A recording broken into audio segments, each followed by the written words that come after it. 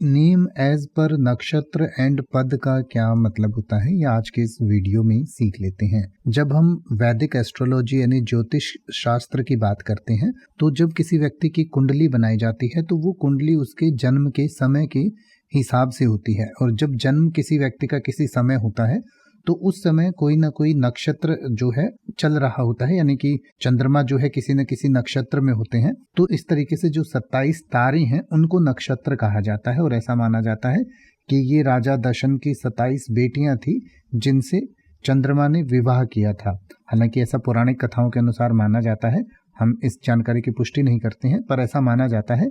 और उसी वजह से जो है चंद्रमा सभी नक्षत्रों में बराबर समय बिताते हैं, यानी कि हर नक्षत्र में चंद्रमा जो है एक बराबर समय के लिए रहते हैं। और इन नक्षत्रों को आगे फिर 4 भागों में बांटा जाता है, यानी कि जो प्रत्येक नक्षत्र होता है उसके 4 आगे भाग होते हैं, यानी कि प्रत्येक 3 नक्षत्र में 12 पद होते हैं, उनको पद कहते हैं। तो नक्षत्र को आगे जो भागों में बांटा जाता है उनको पद कहा जाता है।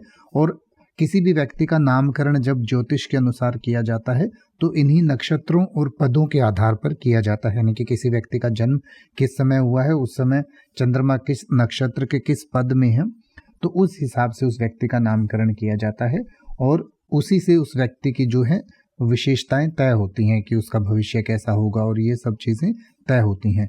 तो इस तरीके से नक्षत्र के या पद के हिसाब से किसी व्यक्ति का क्या नाम बनता है या क्या नाम होना चाहिए उसको कहा जाता है नेम एज पर नक्षत्र एंड पद।